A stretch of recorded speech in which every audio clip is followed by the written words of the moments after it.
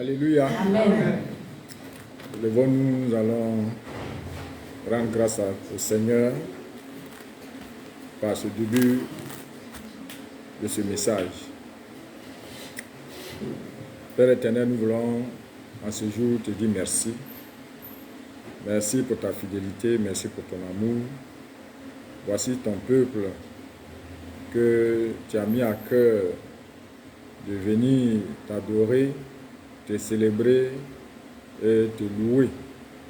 Tu nous as fait la grâce d'être à ta présence ce jour. Merci pour ta fidélité, ta miséricorde et ta grâce que tu nous apportes chaque jour.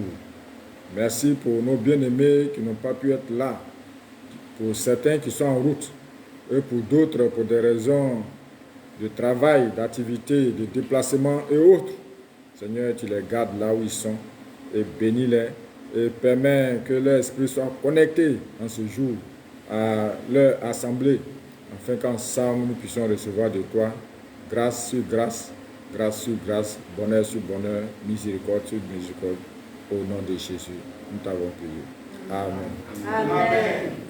Veuillez vous asseoir dans la présence du Seigneur.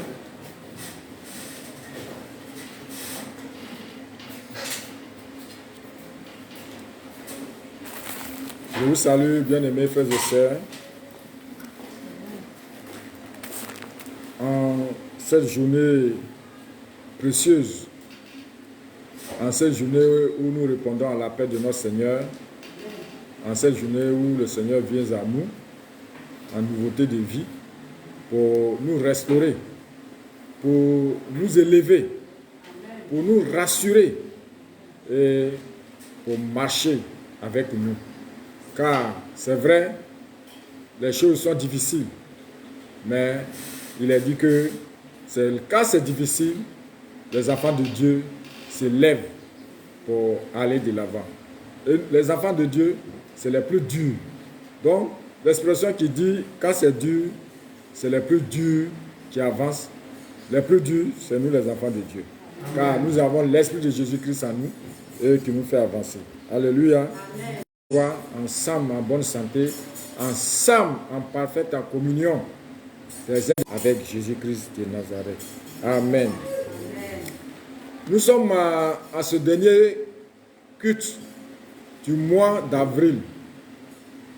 Ce mois d'avril, ce jour, le 28, est le dernier dimanche du mois d'avril. Et selon le calendrier hébraïque, c'est le deuxième mois. Et ce deuxième mois est appelé l'Iyar. L'Iyar qui fait expression d'avancement. Alléluia.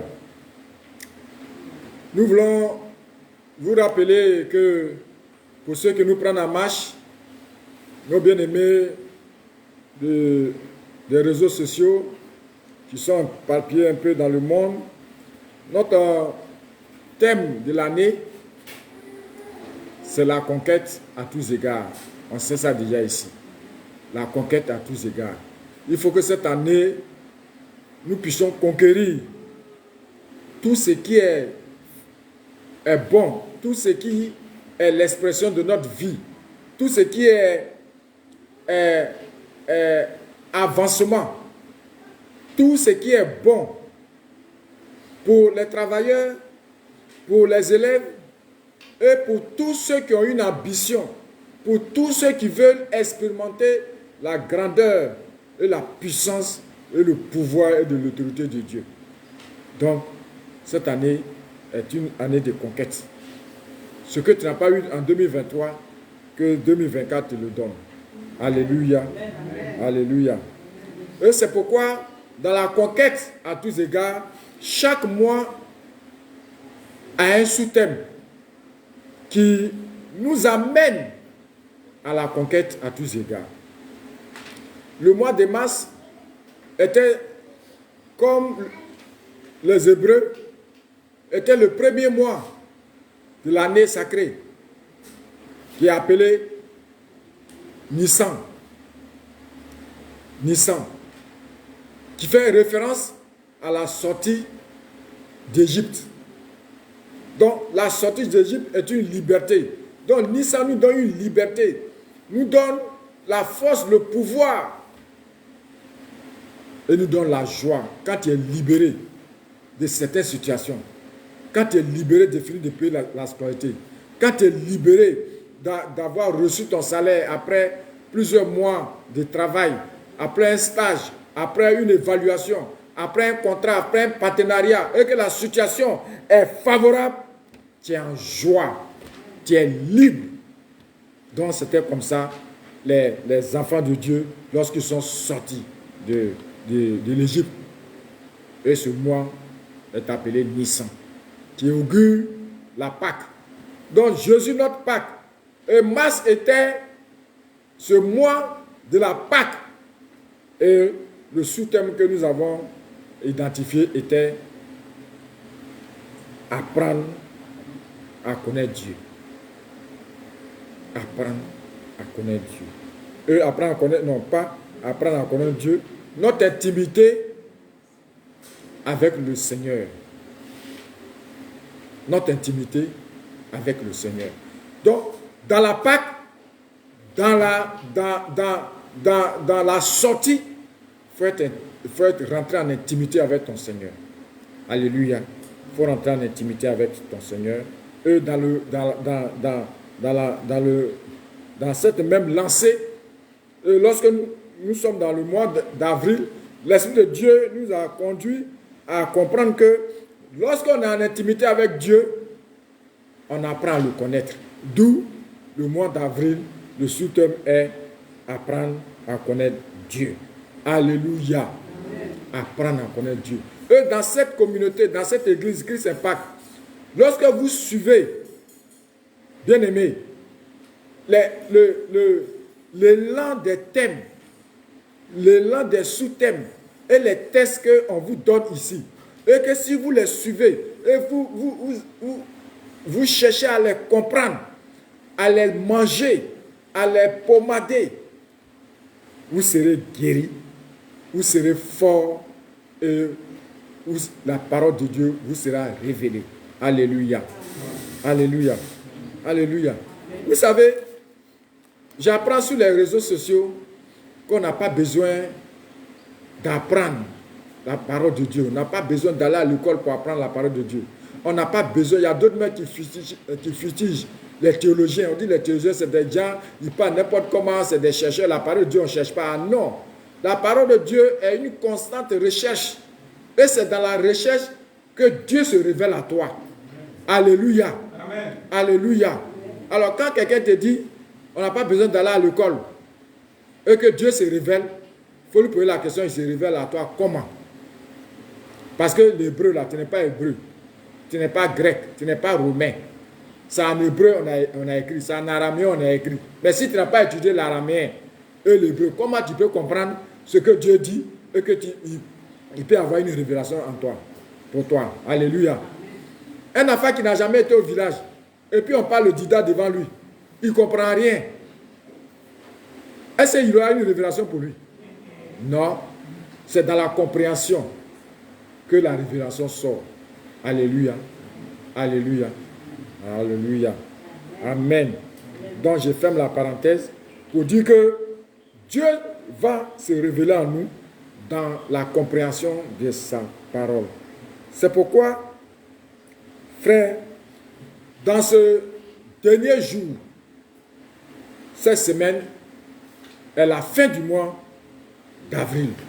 Elle est la fin du mois du deuxième mois, qui est le 27e jour après la résurrection de notre Seigneur Jésus-Christ. Amen. Amen. Amen. Donc le sous-thème de ce mois est apprendre à connaître Dieu. Comment nous devons apprendre à connaître Dieu? C'est dans sa recherche constante, dans son écoute constante. C'est dans notre humiliation, dans notre approche. Alléluia. En nous aimant les uns les autres. Car connaître Dieu, c'est faut aimer ton prochain. Il faut aimer tes enfants. Il faut aimer ta femme. Il faut aimer ton mari. Il faut aimer ta mère et ton père pour que tes jours prolongent. C'est ce que la Bible dit. Celui qui aime son père, sa mère, ses jours se prolongent. Alléluia. Il vit longtemps. Alléluia. Il faut aimer ceux qui sont proches de toi. Il faut aimer dans l'environnement où tu vis, dans ton quartier. Il faut saluer. Alléluia. Dans ton service, il faut aimer tout le monde. Même le plus petit, le moins gradé. Il faut l'aimer. Il faut le considérer comme toi-même, car c'est une créature de Dieu. En l'aimant, en lui apportant secours et assistance, tu ne sais pas quel bonheur ou quel trésor que tu amasses. Alléluia. Alléluia. C'est pourquoi dans cette fin du mois d'avril, le deuxième mois, l'IA, qui est la compassion, nous devons, cette journée, apprendre à aimer, apprendre à inviter, apprendre à s'éloigner de celui qui veut nous faire tomber, à nous éloigner de celui qui veut nous marmailler et apprendre à garder notre dignité, notre autorité, notre pouvoir. Alléluia. Alléluia. C'est pourquoi, bien-aimés, nous allons nous lever pour lire nos 2 textes bibliques de ce jour. Le premier texte, nous le trouvons dans l'Ancien Testament, dans le livre des Proverbes. Ancien Testament, livre des Proverbes, Proverbe 3, le verset 19. C'est des courts versets aujourd'hui. Proverbe 3, le verset 19. Pour ceux qui notent, le deuxième texte est Luc 6, le verset 29. Luc 6, le verset 29. Donc, si vous avez trouvé Proverbe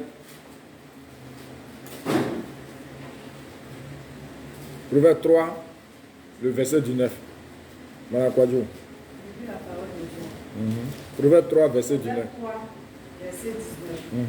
C'est par la sagesse que l'Éternel a fondé la terre. C'est par l'intelligence qu'il a fermé les cieux. Amen. Qui a une autre version qui est contraire à ce qu'elle a dit? Qui a une autre version? Une autre version? Oui? Comme c'est? C'est par la sagesse que l'Éternel a fondé la terre. C'est par l'intelligence qu'il a fermé les cieux. Ok. C'est la même version. Ok. Ok. Quoi? Luc chapitre 6, verset 29. Oui. Si quelqu'un te frappe sur une joue, présente-lui aussi l'autre. Oui. Si quelqu'un prend ton manteau, ne l'empêche pas de prendre encore ta tunique. Amen. Amen. Veuillez vous asseoir. Ouais, tu as une version? Bon, c'est pas grave, on va y aller. Dans Proverbe 3, verset 19, il dit, c'est par la sagesse que l'Éternel a fondé la terre, c'est par l'intelligence qu'il a fermé le ciel. Ça, c'est la version Bible d'études seconde 21.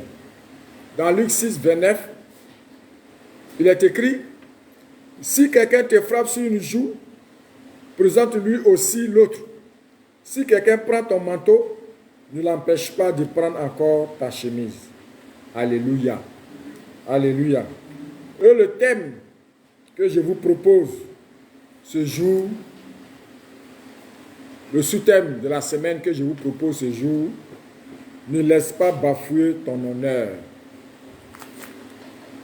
Ne laisse pas bafouer ton honneur. Alléluia. Ne laisse pas bafouer ton honneur. Ne laisse pas bafouer ton honneur. Bien-aimés frères et sœurs, en Christ, quelle compréhension faisons-nous à la lecture de ces deux textes? D'abord, nous allons essayer d'expliquer les mots-clés du thème. Les mots-clés du thème. Dans ce thème, nous avons deux mots-clés.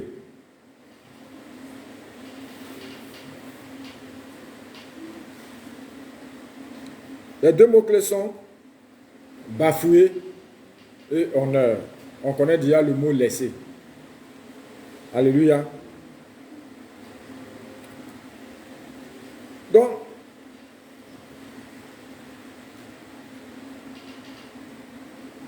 en un, explication des mots clés du thème.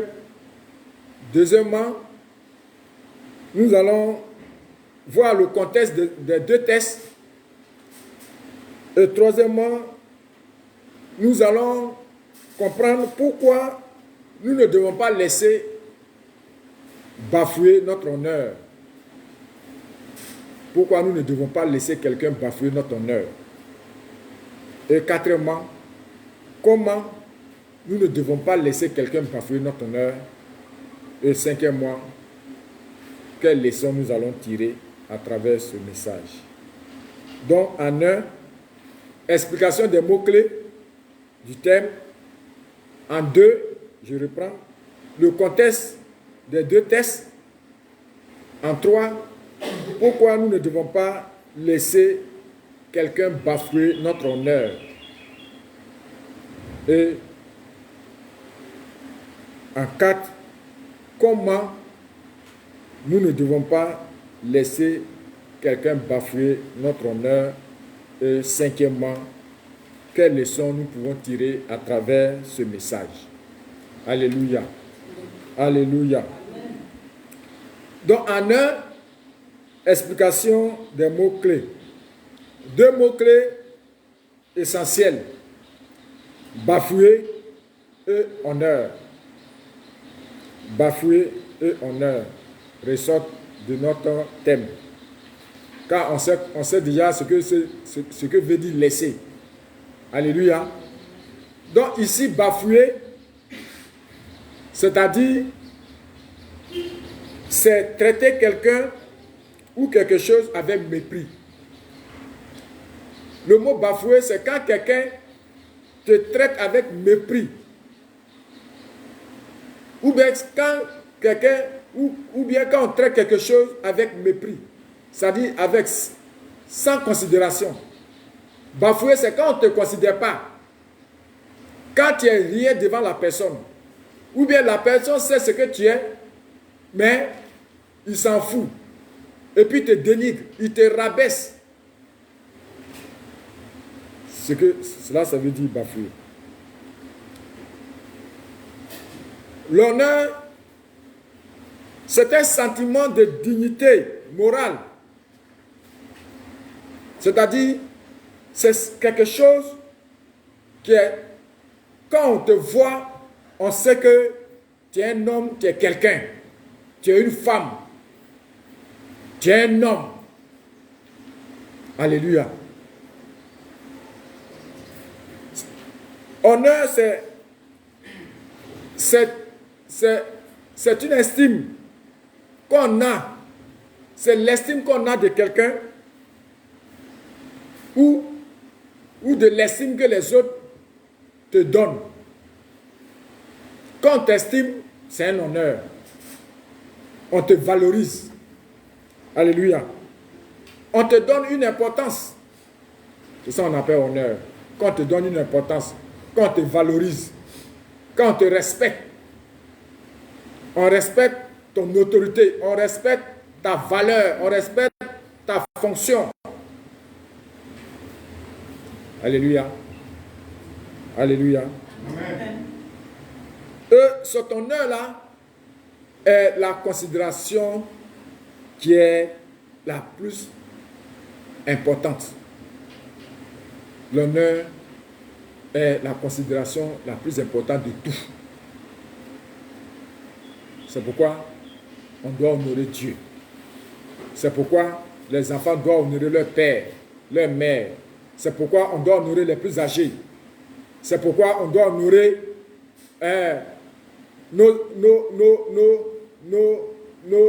nos activités. Parce que quand tu ne respectes pas ce que tu fais, ce que tu ne respectes pas là, tu bafoues. Alléluia. Alléluia. Ainsi donc, nous allons au deuxième point, qui est le contexte des deux tests. Le contexte des deux tests. On a lu dans Proverbe 3, le verset du 9. Ce livre est un livre des Ketuvim. Ketuvim, bon, je vous laisse ça. C'est la troisième section du livre des Hébreux. Alléluia. Ça dit, il fait partie de l'Ancien Testament. Et ce livre-là est écrit par le roi Salomon. Ce Salomon fait partie de ceux qui ont écrit les proverbes. Alléluia. Et ce livre est un livre de sagesse qui permet de nous instruire de plusieurs manières de faire ou de vivre pour être agréable à Dieu et à notre Seigneur Jésus-Christ. Alléluia. Ce chapitre 3 de Proverbe 3, le chapitre 3 du verset 19, nous renvoie à une meilleure compréhension de notre thème. Pour mieux comprendre notre thème à travers Proverbe chapitre 3, à la maison, commencez à lire le verset 1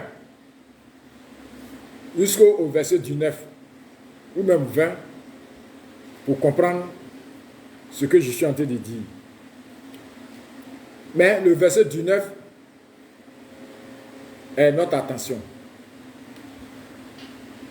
Acquérir la sagesse. Ici, dans le chapitre 3, des versets 1 jusqu'au dernier verset, et particulièrement par le verset 19, ici, le roi Salomon veut attirer notre attention à acquérir la sagesse. Et cette sagesse est un bijou précieux qui n'est ni trésor incomparable dans ce monde. La sagesse est plus qu'un bijou, un précieux bijou, plus précieux dans ce monde. Donc quand tu as la sagesse, quel que soit le bijou précieux qu'on va te donner, l'or, diamant, saphir, jasme, toutes les autres pierres que améthyste, tout ça là, tu vas les avoir, les 12 pierres que l'apôtre Jean a citées dans Apocalypse 21, toutes ces 12 pierres précieuses là, même il faut les aligner dans ton cou. Elles ne sont pas plus précieuses que la sagesse. Alléluia. Alléluia. La sagesse nous donne un but. La sagesse nous permet à renoncer à certaines choses. Alléluia. Et cette sagesse est notre Seigneur Jésus-Christ. À travers la sagesse de Jésus-Christ, nous avons le salut. Alléluia. Et cette sagesse qui est décrite dans Proverbe 3, le verset 9, et cette sagesse qu'on recherche avec foi. Et il est dit dans Hébreux 11, le verset 1, que la foi est une ferme assurance des choses qu'on ne voit pas, n'est-ce pas? Ou bien? C'est ça? C'est ça? C'est ça, non? Et une démonstration de celle qu'on doit quoi? Non. La foi est une affaire assurante des choses qu'on espère. Ça, je vous ai eu. Je vous ai eu. Des choses qu'on espère et une démonstration des choses qu'on ne voit pas. Alléluia. Amen. Alléluia. Ainsi donc, la prière fervente du juste est une grande efficacité. Donc, comme la foi se démontre, comme la foi d'abord est une assurance, cette foi se démontre. Et cette foi se fait avec une prière.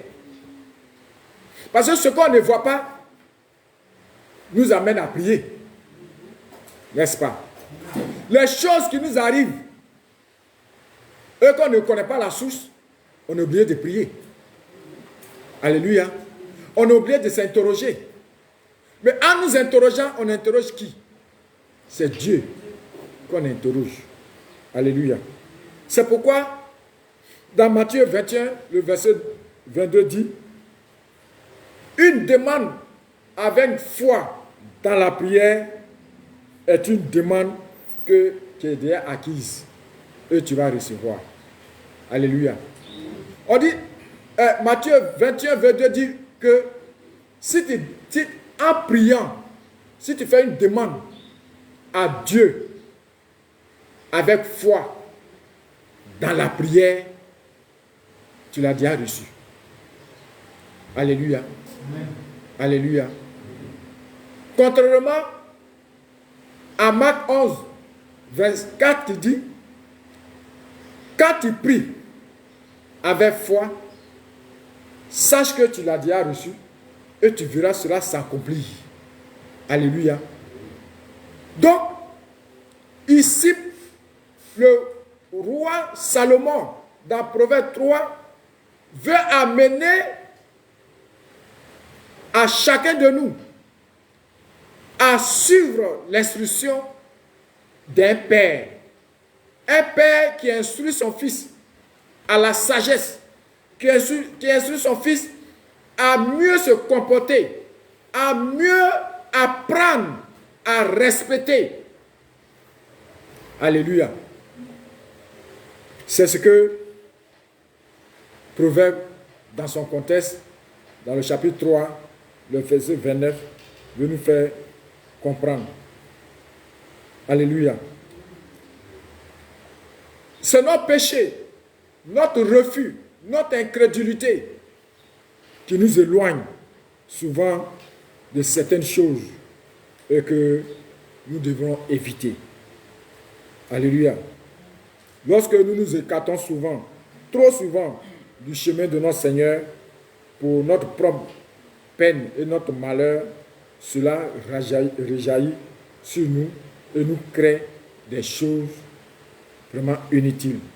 C'est pourquoi le roi Salomon pouvait déjà faire allusion à Christ, qui est cette sagesse par laquelle tout a été créé et tout existe. C'est par la sagesse, tout a été créé. C'est par la sagesse, tout existe. Alléluia. Dans le deuxième texte, dans Luc 6, 29,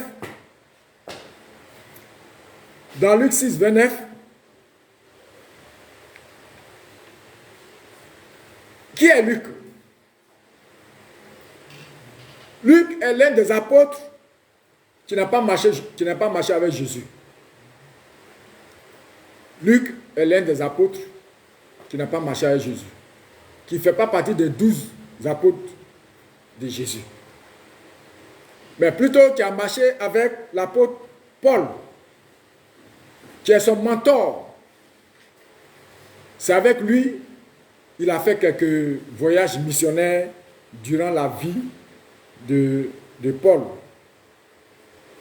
Luc est un médecin de formation.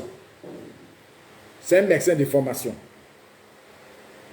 Et c'est lui qui a écrit le 3e évangile selon de Jésus-Christ, qu'on appelle évangile de Jésus-Christ selon Luc. Et cet évangile a été écrit vers l'an 72 ou 75. Alléluia. Après Jésus-Christ. 72 ans ou 75 ans que Jésus-Christ soit parti, soit élevé. Et que cet évangile a été écrit. 72 ans après. Ou 75 ans. Parce qu'on ne maîtrise pas, franchement, à quelle date que ça a été écrit. Donc, on dit 72 ou 75. Alléluia.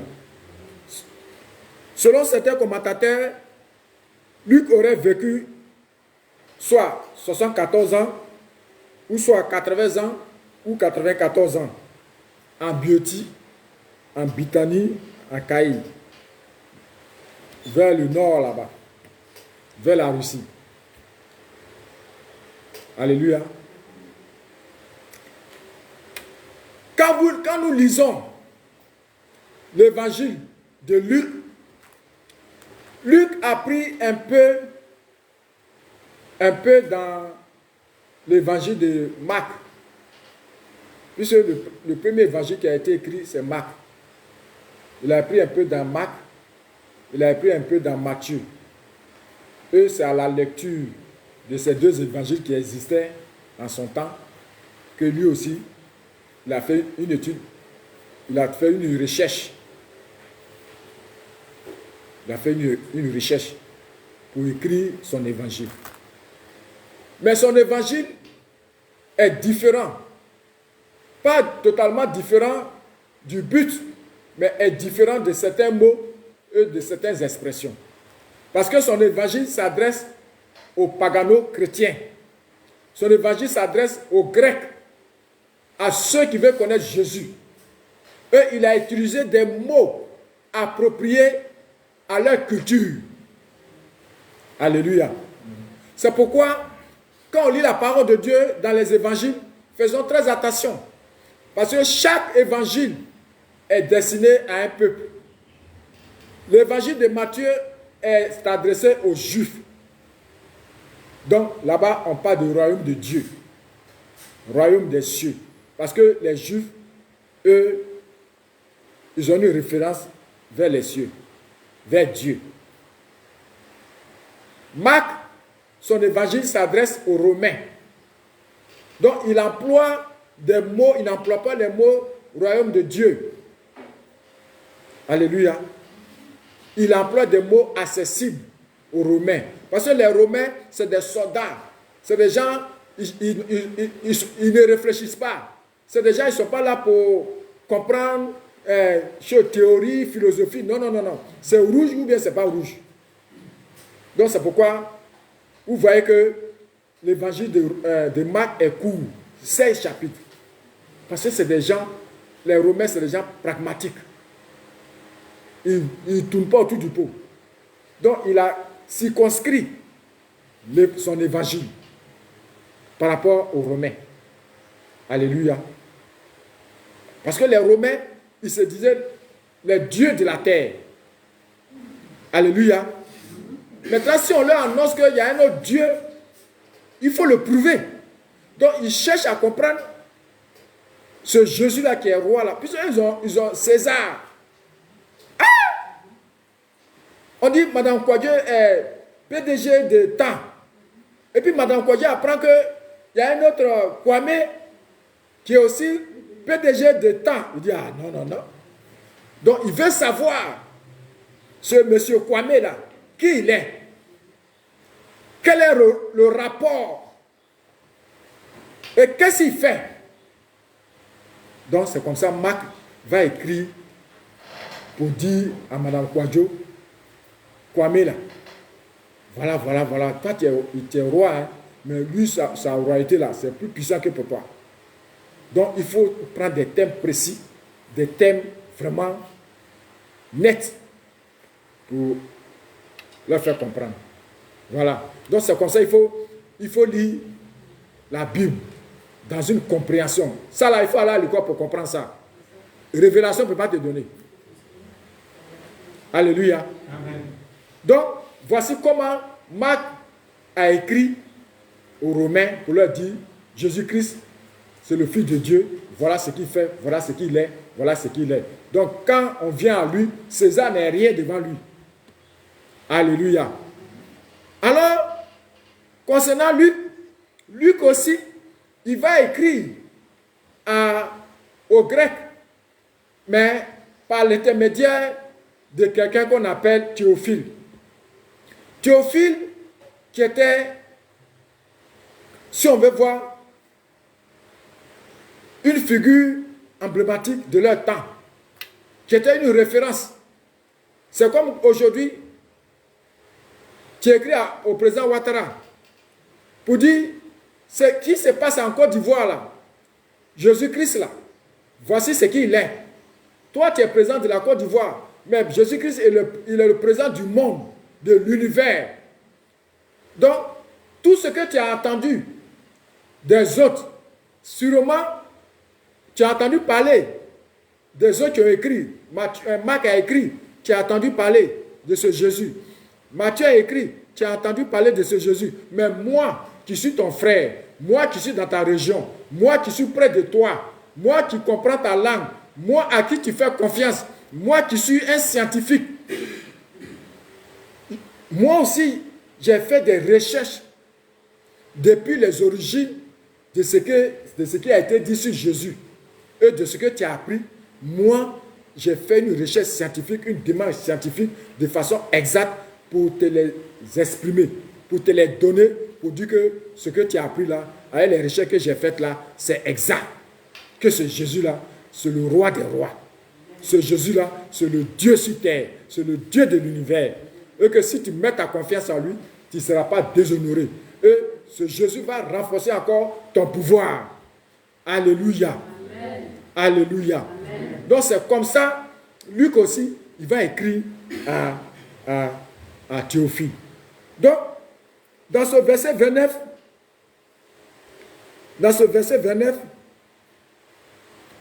est une comparaison du sermon de Jésus dans le chapitre 5, les versets 30, 27, 28, 30, 38, 40 de Matthieu. Alléluia. Matthieu 5, à partir de Matthieu 5. Qui se rappelle du chapitre 5, les béatitudes? Donc, dans les béatitudes, dans Matthieu chapitre 5, Matthieu s'adresse aux Juifs. Quand il dit heureux les pauvres. Mais dans Luc ne dit pas heureux les pauvres.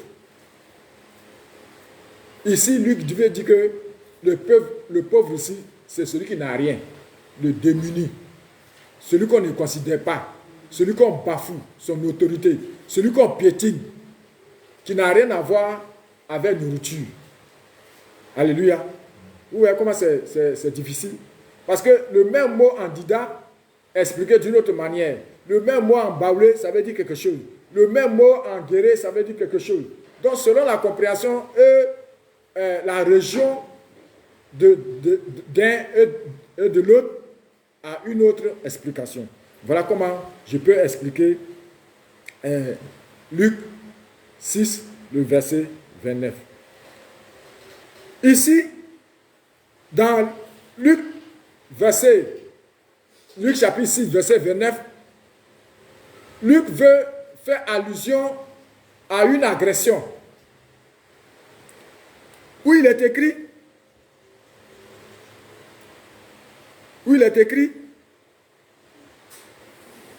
si quelqu'un te frappe sur une joue, présente lui aussi l'autre. Si quelqu'un te gifle la joue gauche, présente-lui la joue droite. Ou bien si te gifle sur la joue droite, présente-lui la joue gauche. Ici, Luc veut faire allusion à une agression.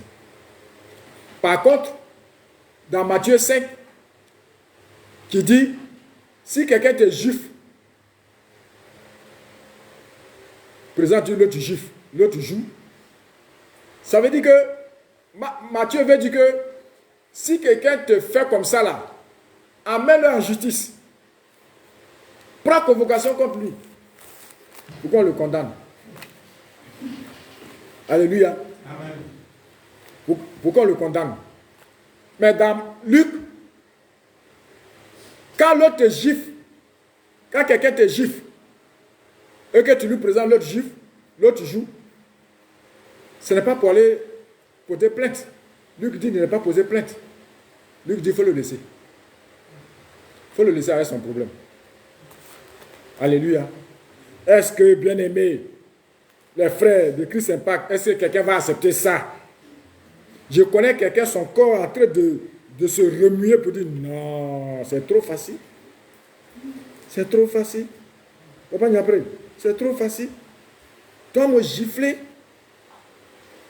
côté gauche, et puis il te donner côté droit encore, tu vas gifler. C'est pas possible. Je connais quelqu'un ici qui dit qu'il ne peut même pas accepter, qui ne peut même pas laisser même passer cette affaire-là. On va mourir ensemble.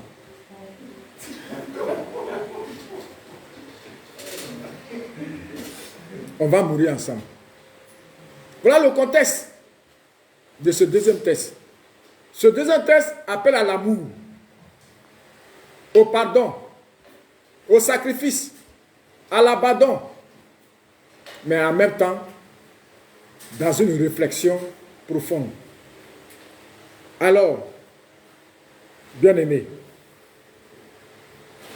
pour répondre à notre première question, pourquoi nous ne devons pas laisser quelqu'un bafouer notre honneur? Pour répondre à notre thème. La première question, pourquoi nous ne devons pas laisser bafouer notre honneur? Dans le livre des Proverbes, nous voyons que l'auteur nous invite à acquérir la sagesse. Comme je l'ai dit tout à l'heure. La sagesse est cet élément qui nous permet de réfléchir, qui nous permet d'éviter certaines situations. Parce que nous avons été instruits, nous avons été conditionnés, nous avons été façonnés. Les enfants, la sagesse te donne à mieux comprendre certaines réalités de la chose. Alléluia. Donc, quand tu manques de sagesse, tu es comme une maison sans lumière. Est comme une voiture sans essence. Est comme une voiture, il n'y a pas pneu, il n'y a pas phare, tu ne peux pas rouler. Est comme une voiture, il n'y a pas volant, il n'y a pas vitesse. Quand il manque quelque chose en toi, c'est difficile d'y aller. Donc quand tu manques de sagesse, tu fais beaucoup de bêtises. Quand tu manques de sagesse, tu réponds de façon vulgaire. Tu réfléchis de façon... Tu ne sais même pas. Tu te conduis bêtement. Et tu deviens comme un animal. Donc quand tu manques de sagesse, tu es comme un animal. Alléluia. C'est la sagesse qui te mène à comprendre. C'est la sagesse qui te dit que ça là, c'est pas bon. Ça là, c'est bien. C'est la sagesse qui permet que, ah, ça, on m'avait dit ça hier, de ne pas faire ça. Aujourd'hui, je ne dois pas faire la même chose. Si je fais la même chose, la personne qui m'a dit de ne pas faire ça, la personne va se fâcher. Alléluia. C'est la sagesse qui nous permet de respecter une grande personne. C'est la sagesse qui nous permet de dire que, ah, je dois passer ici, je ne dois pas passer ici. C'est la sagesse qui nous permet de mieux vivre. Alléluia. Alléluia. C'est pourquoi, lisons le verset 1 jusqu'au verset 5 de Proverbe 3. Ouais. Allons rapidement, Proverbe 3. Proverbe 3, verset 1 à 5. Proverbe 3, verset 1 à 5. Écoutez. Mon fils, n'oublie pas mes enseignements. N'oublie pas mes enseignements. Et que ton cœur garde mes préceptes. Et que ton cœur garde mes préceptes. Car ils prolongeront les jours et les années de ta vie. Car ils prolongeront les jours et les années de ta vie. Et ils augmenteront ta paix. Et ils augmenteront ta paix. Que la bonté et la fidélité ne t'abandonnent pas. Que la bonté et la fidélité ne t'abandonnent pas. Lis-les à ton cou. Il faut les lier à ton cou. Ça dit qu'il faut attacher ça à ton cou. Ça devient une chaîne. Écris-les sur la table de ton cœur. Écris-la sur la table de ton cœur. Alléluia. Acquéras ainsi de la grâce et une raison saine. Tu acquéras de la grâce et une raison saine. Aux yeux de Dieu et des hommes. Aux yeux de Dieu et des hommes. Merci, c'est bon comme ça. Alléluia. Amen. Voyez, pourquoi nous ne devons pas laisser quelqu'un bafouer notre honneur? Quand il y a tout ça, quand il y a cette connaissance, quand il y a cette compréhension, et que tu sais que tu es de Dieu, tu es né de Dieu, et tu es de Dieu, et que Christ est ta boussole, Christ est ta lumière, Christ est celui qui est tout pour toi, tu ne dois pas laisser quelqu'un te prendre comme un chien. Tu ne dois pas laisser quelqu'un te prendre comme sous les pieds de ses chaussures. Alléluia. Dans ce mois d'avril, dans cette période où Christ est ressuscité et il est encore là, dans cette période où nous devons apprendre, où nous avons appris à connaître Dieu, dans ce mois d'avril, et qui finit, pour rentrer dans un autre mois, on ne doit pas laisser quelqu'un nous déshonorer. On ne doit pas laisser certaines situations comme s'il n'y a rien. Alléluia. On ne doit pas laisser quelqu'un nous prendre comme un animal. Ou bien nous-mêmes, on ne doit pas faire croire comme on est un animal à qui on parle toujours les mêmes choses. Alléluia. Apprends à grandir. Apprends à te lever. Apprends à te soumettre. Apprends à laisser certaines situations qui vont t'éloigner de Dieu. Alléluia. Nous sommes dans la conquête à tous égards. Et lorsqu'on est dans la conquête à tous égards, on doit se prendre au sérieux. Alléluia. Ici, à l'église Christ Impact, à la mission Christ Impact, on doit se prendre au sérieux. Et lorsque tu ne suis pas les consignes d'un père, et que tu n'as pas de repère, tu es perdu. Tu es perdu, bien-aimé. Tu es perdu. Il faut avoir un père pour que tu aies des repères. Car c'est le père qui te conduit dans les sentiers de la vie. Tu peux avoir un père spirituel, un père biologique. Mais le père biologique t'amène à une responsabilité. Et le père spirituel t'amène à la vie éternelle. Alléluia. Donc, comme Salomon pourrait le dire dans le chapitre 1, dans le chapitre 3, verset 1 à 5 qu'on vient de lire, il dit, n'oublie pas les instructions. N'oublie pas les instructions. Et c'est la même compréhension que nous pouvons voir aussi dans le livre de Psaume. Psaume 119. Pour faire allusion à ce que Proverbe 3, le verset 1 nous dit. Quelqu'un lit Psaume 119 à partir du verset 9, le verset 8.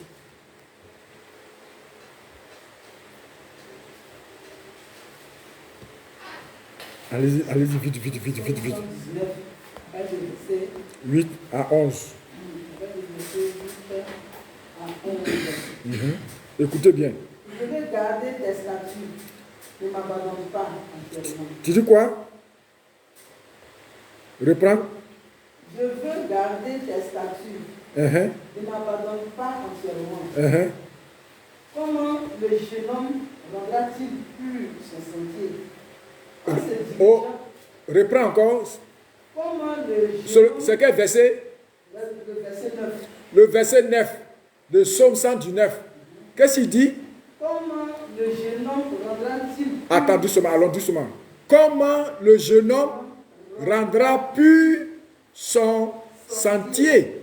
En se dirigeant d'après ta parole. En se dirigeant d'après ta parole. C'est-à-dire que le jeune homme rendra pur son sentier. Le jeune homme comprendra que son sentier est pur. Le jeune homme comprendra que sa vie est pure. Sa vie est bonne. Et sa manière de comprendre, sa manière de vivre, sa manière de réfléchir est favorable.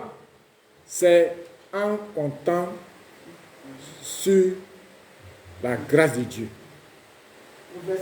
Le verset 10 dit quoi? Je te cherche de tout mon cœur. Je te cherche de tout mon cœur. Ne me laisse pas égarer loin de tes commandements. Aïe! C'est-à-dire quoi? Pourquoi nous ne devons pas laisser quelqu'un bafouer notre honneur? C'est en gardant les préceptes et les commandements de Dieu, en ne s'éloignant pas de Dieu, en priant tous les jours, en regardant, en fouillant dans la Bible tous les jours pour connaître notre voie, pour connaître le chemin sur lequel nous devons marcher, pour savoir si nous sommes à gauche ou bien nous sommes à droite, pour savoir si nous sommes au milieu ou bien pour savoir si nous sommes écartés du milieu, pour savoir si on est en train de s'écarter. Alléluia. Alléluia. Et le verset 11. Le verset 11 nous dit, je sais ta parole dans mon cœur. Je sais ta parole dans mon cœur. Afin de ne pas pécher contre toi. Afin de ne pas pécher contre toi. Assois-toi, madame la protocole. Je sais ta parole dans mon cœur, afin de ne pas pécher contre toi. Lorsque nous nous éloignons, lorsque nous nous laissons bafouer, lorsque on se laisse piétiner, lorsqu'on se laisse, on nous voit comme ça fait rien, par notre comportement, par notre manière de réfléchir, par notre manière de parler en public, dans le milieu, dans les réunions. Dans les réunions, il y a certains qui ne suivent pas l'ordre du jour. Il y a certains qui viennent en retard, ça ne leur dit rien, ils vont bafouer les gens. Il y a certains qui viennent dans des cérémonies où on dit il y a un code, un dress code qui est établi. Il dit oh, ça c'est rien ça. Il s'habille comme il veut. La vie est régie. La vie est un code. On ne fait pas n'importe quoi. On n'est pas n'importe comment. On ne fait pas n'importe comment. Et quand tu fais n'importe comment, on te prend n'importe comment. De toute façon, tu te vends là. C'est la même valeur, on t'achète. Si tu te demandes pour 5 francs, on t'a acheté pour 5 francs. Quand on est enfant de Dieu, il y a un certain minimum de respect. Il y a un certain minimum de conduite. Il y a un certain minimum de comprendre. Il y a un certain minimum de savoir-faire et de savoir comprendre. On ne se laisse pas à tout vaut.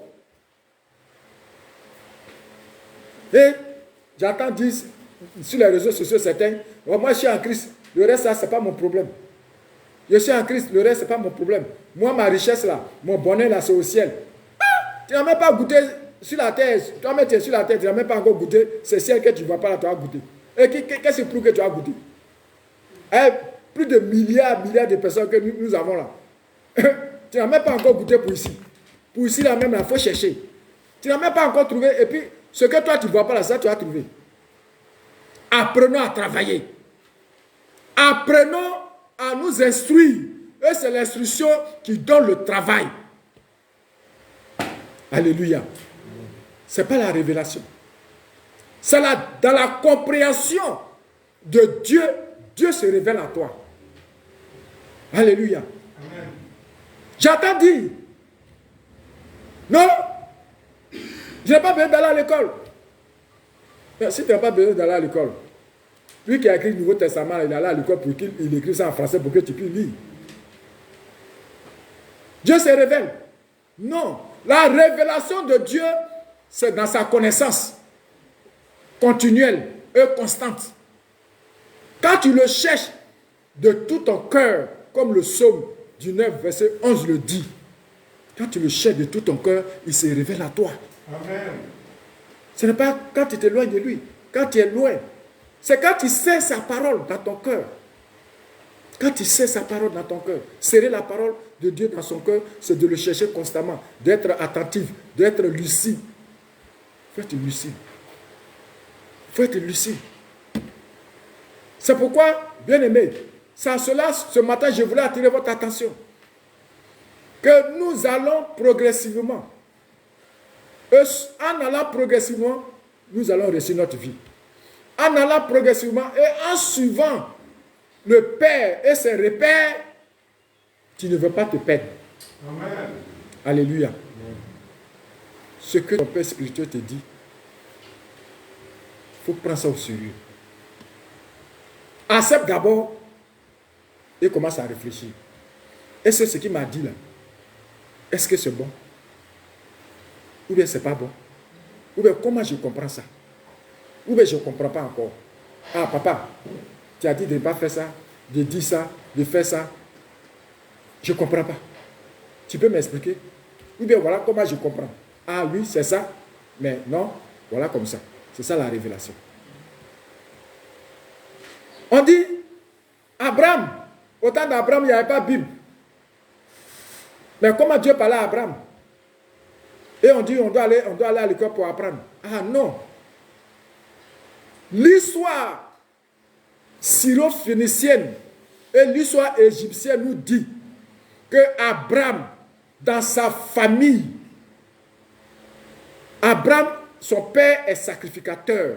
Son grand-père est sacrificateur. Ils adoraient des dieux et des dieux qui leur parlaient. Donc, quand Dieu dit à Abraham, quitte ton pays, ta maison, ta patrie, c'est la même compréhension qu'il avait de là-bas. Et c'est ça, cette même compréhension, il a suivi pour partir. Pour aller où la personne lui a dit de partir. Parce qu'eux aussi, c'est par la voie orale qu'ils apprenaient quelque chose. Donc, tout ce qui est écrit dans la Bible, c'est des vécus. Alléluia. On dit, mais il a payé la dîme à Melchisedec. Mais il y a un Melchisedec dans son pays, syro-phénicienne. En Chaldée, il y a un sacrificateur, on leur paie dîme. Alléluia. Donc, ce n'est pas nouveau pour lui. Ce n'est pas nouveau pour lui. Chez eux, là, ils travaillent. Ils travaillent. Donc, quand Dieu lui dit d'aller, arriver là-bas, il a commencé à travailler, il a commencé à mettre une équipe en place. C'est un guerrier, Abraham. Alléluia. Eliezer, dont on parle dans Genèse, et il dit, c'est Eliezer qui sera mon héritier. Mais Eliezer, là, ce n'est pas un nom, c'est un chiffre. C'est 318 personnes qui sont sorties avec lui en Charan, en Chaldée. Et ces 300 personnes-là, 318 personnes, c'est des mercenaires. C'est sa garde rapprochée. Alléluia. Donc quand il arrive dans les champs de Morée, dans le territoire où il est arrivé, on sait que quelqu'un est venu. Alléluia. On sait qu'il y a quelqu'un. Et quelqu'un connaît quelqu'un. Alléluia. Amen. S'il était venu seul, avec sa femme, Sarah, et son neveu, Lot, mais il y a longtemps, on l'a barré la rue, il y a longtemps, on dit, va chez toi. C'est comme ça, il faut comprendre la parole. Donc, il partait de pays, de ville en ville. Et chaque fois qu'il allait quelque part, que Dieu se révèle à lui, il posait un autel. L'autel qui est là, ça veut dire qu'il faisait un sacrifice. Donc, quand Dieu se révèle à toi, fais un sacrifice. Quand on parle, on te dit une parole de révélation. Que voici, il faut attacher ça. Alléluia. Amen. Il faut attacher ça. faut attacher ça. Alléluia. Amen. C'est ça, voilà comment il faut comprendre la parole de Dieu. On dit Dieu se révélait à lui. Au fur et à mesure que Dieu se révélait à lui, il posait un autel. Alléluia. Et la provision qu'il avait est terminée. La provision qu'il avait est terminée. Pourquoi tu ne dois pas laisser quelqu'un bafouer ton honneur? Qu'Abraham, dans le pays de Canaan, où il est arrivé, les Canaaniens, ce n'est pas des enfants, hein? Ce n'est pas des enfants de cœur. Ce n'est pas des enfants de cœur, c'est ce que vous devez comprendre. Ils exterminent rapidement. Mais son équipe, sa garde rapprochée, sa compagnie, il avait 300 Juifs qui équivaut à une compagnie. Il gérait une compagnie. C'est comme dans l'armée. Il était le général, le commandant d'armée. Et les 300 Juifs équivaut à une compagnie d'armée. Donc quelqu'un qui a une compagnie d'armée dans un village, avant de l'insulter, tu réfléchis 2 fois. Et à savoir, la compulence de ces gars, ce n'est pas des chétifs. Ce n'est pas des chétifs. J'imagine, ils devaient avoir des poitrines paracrées. Alléluia. Et là, la compréhension, comme Dieu ne laisse pas ses enfants être bafoués, il va surgir une famine. C'est ça qu'il faut comprendre. La famine ici, c'est les difficultés d'approvisionnement. La famine ici, ce que vous devez comprendre, lorsque quelqu'un t'envoie dans une mission, il pourvoit. Alléluia. Il pourvoit à cette mission. C'est ça qu'il faut comprendre. Donc, quand ton père spirituel dit « fais ça », il a déjà vu la fin. Alléluia. Et quand il dit « ne fais pas ça », fais ceci, ne fais pas ça, je vous votre attention aujourd'hui. Quand il dit « fais ça, ne fais pas ça », il connaît la suite. Il a déjà vu la suite. Il connaît déjà la compréhension. Il sait par où tu as terminé. Et lorsque tu ne fais pas ce qu'il dit, à un moment donné, tu seras bafoué. À un moment donné, ton honneur sera mis de prix. Et il va se retrouver en Égypte. L'Égypte, c'est le pays de l'intelligence. L'Égypte, c'est la fin du monde. Le début et la fin du monde. L'Égypte, c'est le siècle de la connaissance des choses exotériques. Quand tu es en Égypte, tu n'es plus avec Dieu. Quand tu es en Égypte, tu n'es plus avec Dieu. Quand tu es en Égypte, c'est une autre dimension exotérique que tu vas apprendre, que tu vas connaître. Ce n'est plus Dieu. En Égypte, on n'adore pas Dieu. Parce que le Dieu Osiris est Dieu. Donc, Osiris, après Osiris, ne doit pas avoir un autre Dieu encore. Selon eux. Alléluia. Donc, il va aller. Et Dieu, c'est Dieu qui l'a amené à la mission. Et comme Dieu est Dieu, et il a appelé, quand Dieu t'appelle, il pourvoit toujours. Quelles que soient les difficultés, Dieu pourvoit toujours. Dieu pourvoit toujours, frère. Dieu pourvoit toujours. Tu vas traverser un moment de désert, mais à la fin, tu seras heureux. Et Dieu, Abraham, ne comprenait pas ce que Dieu voulait faire. Il va aller en Égypte. Mais comme Dieu est Dieu, il va créer une situation. Alléluia. D'Égypte, son honneur ne peut pas être bafoué. D'Égypte, il va créer encore une situation. Il va menacer le pharaon. Il va lui faire voir certaines choses. Et la force et l'honneur d'Abraham, c'était sa femme. Alléluia. Si ta femme est souillé, qu'est-ce qui te reste encore? C'est fini. Voilà pourquoi Cantique dit, bois l'eau de ton puits. Il n'a pas dit, il faut que quelqu'un boive l'eau de ton puits, non? Bois l'eau de ton puits. Donc si quelqu'un te bafoue ta femme, tu as perdu ton honneur. Ton honneur est bafoué. Si tu ne donnes pas de crédibilité à ta femme, c'est fini. C'est une partie de toi qui a été arrachée, qui va pourrir. Alléluia. Amen. C'est pourquoi Dieu ne va pas laisser que Abraham, son honneur, soit bafoué. Il va créer des circonstances. Alléluia. De cette richesse qu'il avait, il va en avoir plus encore. Alléluia.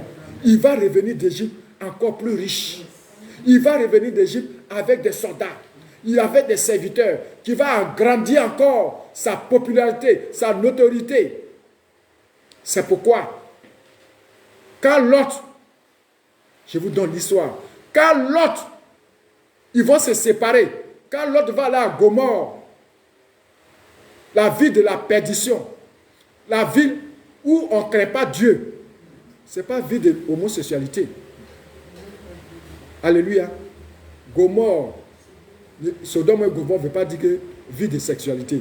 Ça veut dire ville de celui qui ne connaît pas Dieu, qui ne respecte pas Dieu, qui ne prend pas Dieu en considération, qui bafoue l'autorité de Dieu. Donc quand il sera pris. Mais quand tu n'es rien, comment tu peux faire une coalition de gens pour aller combattre? Ils ont vu la notoriété d'Abraham. Ils ont vu sa puissance. Ils ont vu son pouvoir. Voilà pourquoi quand Abraham va solliciter les autres rois pour aller combattre les autres rois pour arracher l'autre, parce qu'il était enraciné. Il était assis. Alléluia. Abraham était assis. Abraham avait tout. Avait l'autorité, avait l'honneur, avait le pouvoir. Toi, tu n'es rien. Tu peux dire au Burkina, Mali, Niger, alors attaquer la Côte d'Ivoire. Amen. Sur quoi tu comptes? Pour que quelqu'un vienne t'aider, il voit ta puissance de frappe. Il voit ce que tu apportes. Voilà comment vous devez comprendre cette partie-là. Voilà comment Abraham a réussi à aller libérer l'autre. Ce n'est pas lui seul. Avec une coalition de guerre, des hommes de guerre, lui, ses hommes et les autres. Donc, pourquoi tu ne dois pas laisser quelqu'un bafouer ton honneur? Parce que tu as acquis une certaine expérience. Tu as acquis une certaine sagesse. Tu as acquis une certaine compréhension des choses. Tu as une expérience de certaines choses dans la vie. Ce que l'autre a eu là, il faut que ça te serve d'expérience. Tu dis, oh, c'est pas grave. Mais c'est passé, il fait comme ça que ça lui est arrivé. Ah, d'accord. Ah, d'accord. Quand quelqu'un dit, c'est profond, il faut demander pardon. Quand ton père dit, il ne te parle pas, il dit, d'accord, j'ai compris. Il faut demander pardon, il ne faut pas laisser, il faut demander pardon. Quelle que soit la personne qui va te dire cette expression-là, ça en dit long. Il faut demander pardon. Alléluia. Vous voyez, la personne connaît déjà ce qui va t'arriver. Alléluia. Amen. Alors, bien aimé, si on connaît déjà pourquoi on ne doit pas laisser quelqu'un bafouer notre honneur au vu de ce que nous venons de voir. Alors, comment nous ne devons pas laisser quelqu'un bafouer notre honneur, notre autorité?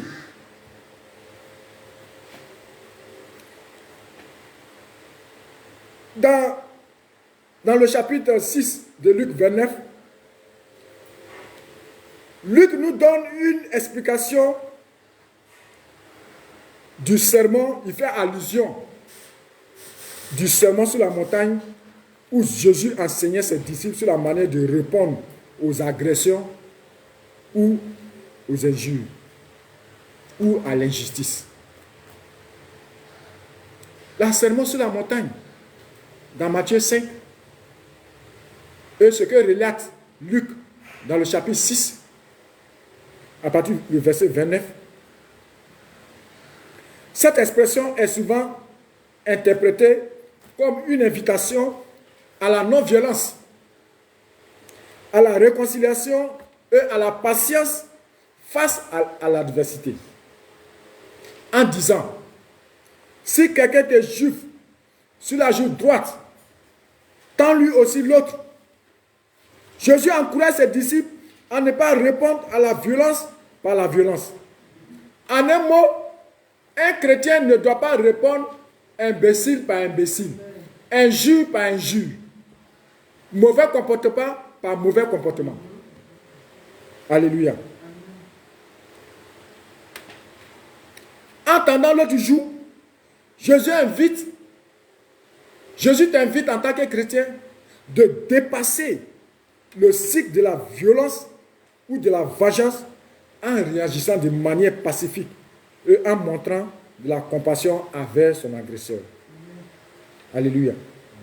Cette parole de Jésus est souvent interprétée comme une invitation à la patience, à la tolérance, à l'amour envers autrui, même dans des situations difficiles. Elle souligne l'importance du pardon, de la paix intérieure et de l'humilité dans les relations interpersonnelles. On ne répond pas coup pour coup. En tant que chrétien, frères et sœurs, dans vos activités, à l'école, au travail, au quartier, dans les réunions, dans les séminaires, dans certaines situations avec des partenaires, il faut comprendre ce qu'il dit. Il faut assainir ce qu'il dit. Et ta réponse va lui donner une compréhension pour dire, on dit que tu es chrétien. Hein? Parce que le non-chrétien connaît la vertu. Alléluia. Le non-chrétien connaît la vertu. Donc, quand tu lui réponds autrement ce qu'il pensait ou ce qu'il attendait, il est désarmé. Alléluia. Il est désarmé.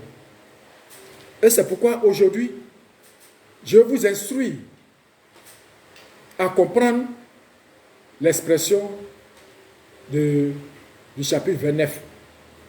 Qu'est-ce qu'il dit dans la compréhension grecque d'alors? Pourquoi Jésus l'a dit? Et tout ce que Jésus dit, ou Jésus a dit qui a été écrit, ou transmis, ou transcrit, c'est des faits vécus. C'est une réalité du moment, de comment les gens vivaient, de comment les gens se comportaient. Il n'a pas inventé quelque chose. Alléluia. Amen.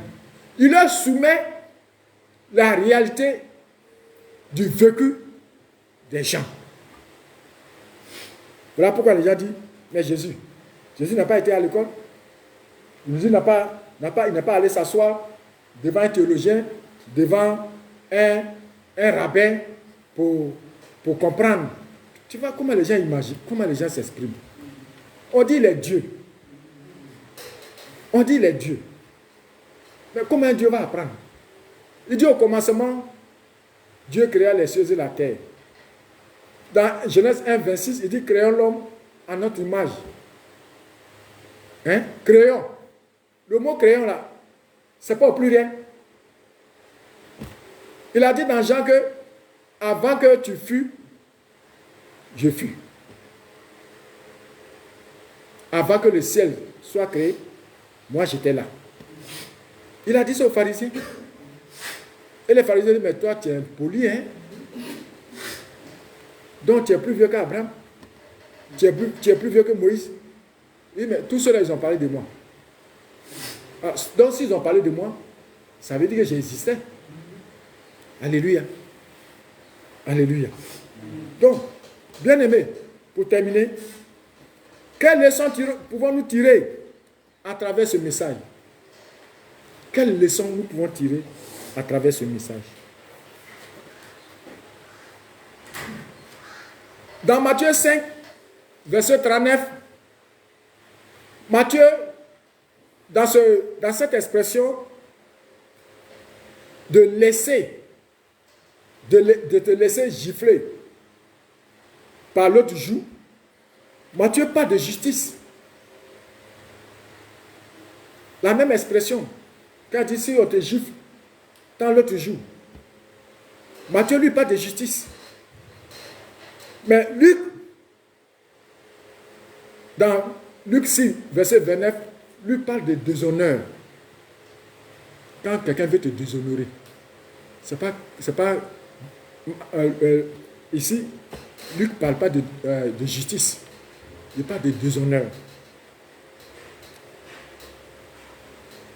Quelle leçon pouvons-nous tirer à travers ce message? La première leçon dans la compréhension de ce texte de chapitre 6, verset 29, la première leçon, 1. Interdiction de te défendre contre quelqu'un qui te provoque. Première leçon. La deuxième leçon, il ne s'agit pas de gifles ici. Mais l'expression utilisée, que je vais vous montrer, ici, gifle, il ne s'agit pas de gifler. Vous pouvez de gifler quelqu'un, mais côté droit, il dit, montre-lui ton côté droit, c'est une expression, est un mot utilisé en grec qu'on appelle esia. Esia, H-E-X-I-A. Esia. Esia qui signifie littéralement honneur ou autorité. Esia veut dire honneur ou autorité. Quatrième leçon. Le verset ici dont il s'agit, ici, Jésus veut dire que si quelqu'un tente de te nuire, de te déshonorer à ton autorité, alors il faut le laisser. Il faut le laisser. La cinquième leçon, quand Jésus-Christ dit, si quelqu'un te gifle la joue droite, donne-lui l'autre côté de la joue, c'est-à-dire côté gauche, est un mot grec qui s'appelle estrepho. Estrepho. S-T-R-E-P-H-O. Estrepho. Estrepho qui veut dire tourner le dos. Qui veut dire tourner le dos. Tourner le dos. Donc, quand il dit tends la joue droite, quand on te gifle la joue droite, tends la joue gauche ou bien tends l'autre côté, ça veut dire qu'il faut tourner le dos. Alléluia. Il faut tourner le dos.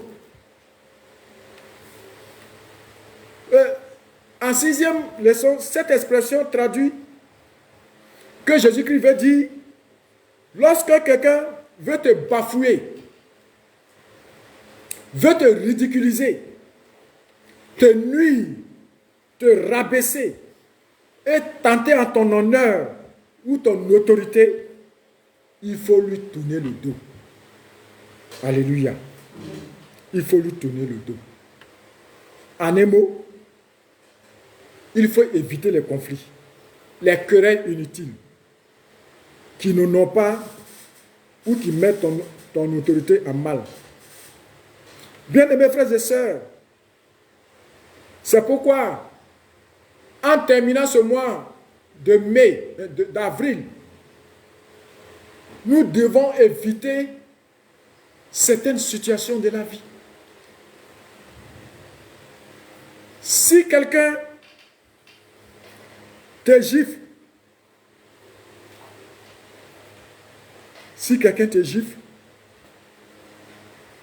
donne-lui l'autre joue. Si quelqu'un te frappe sur une joue, présente-lui aussi l'autre. Qui veut dire, si quelqu'un tente de te déshonorer, si quelqu'un tente de te bafouer devant les gens, Si quelqu'un tente de te rabaisser devant tes enfants, devant tes subordonnés,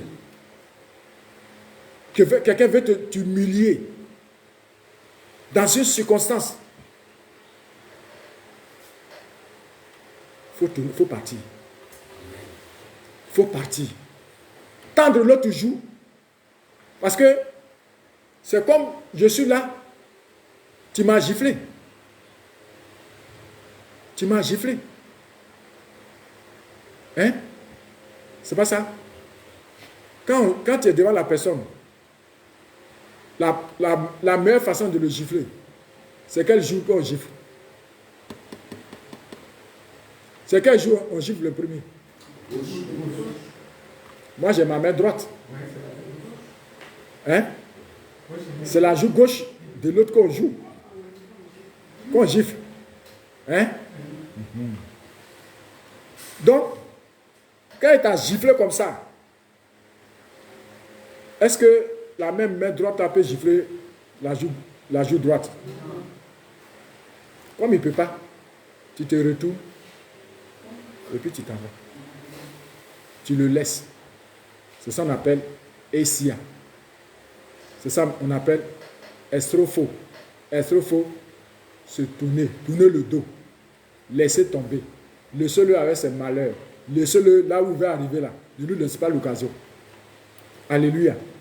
Donc ne laissez pas des occasions aux gens de vous ridiculiser. En ce mois de fin d'avril, où Christ est encore là, après sa résurrection, dans ce 20e jour, 27e jour, il reste encore quelques jours pour faire les 40 jours avant sa montée. Tu dois rester lucide. Tu ne dois pas te laisser dans les provocations, dans les injures, dans les choses inutiles, dans les comportements déshonorants, dans les habillements fantaisistes. Alléluia. Sois digne. Sois digne. Amen. Sois digne. Amen.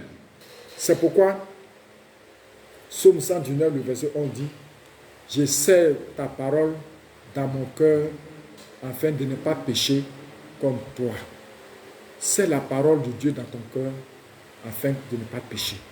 Ne laisse pas le diable te mépriser. Ne laisse pas le diable te bafouer. Ne laisse pas le diable te déshonorer.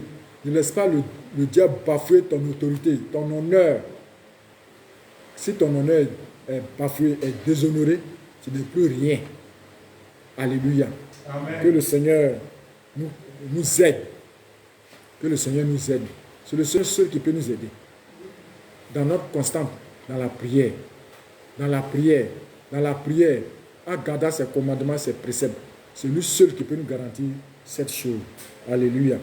Et dans ce deuxième mois qui est le mois de Beth, Beth qui veut dire maison, restons sérieux, restons sereins dans nos maisons. Restons sereins dans le Seigneur, car lui seul, il nous conduira. Lui seul, il nous donnera un refuge. Lui seul, il nous nourrira. Et lui seul permettra que nous soyons sa créature. Nous soyons sa fondation. Et nous puissions symboliser l'unité, la faveur, la joie, afin que Beth nous incite à entrer dans le sanctuaire et nous appelle à reconnaître la lumière et l'amour qui transperce dans toutes choses. Si nous parvenons à les voir, si nous sentons partout chez nous notre Église qui nous reçoit, notre Église qui nous accompagne, notre Église qui prie pour nous, notre Église qui nous soutient, alors la lettre Beth, qui est la maison, sera un commencement et une fin pour nous en ce mois d'avril. Au nom de Jésus, nous avons prié. Amen. Amen. Inclinons-nous et réfléchissons un temps soit peu tout ce que nous avons entendu. Pourquoi nous ne devons pas laisser quelqu'un bafouer notre honneur et comment nous ne devons pas laisser quelqu'un bafouer notre honneur et quelles sont les leçons que chacun de nous, dans sa compréhension, a pu tirer à travers ce message. Que Dieu nous bénisse.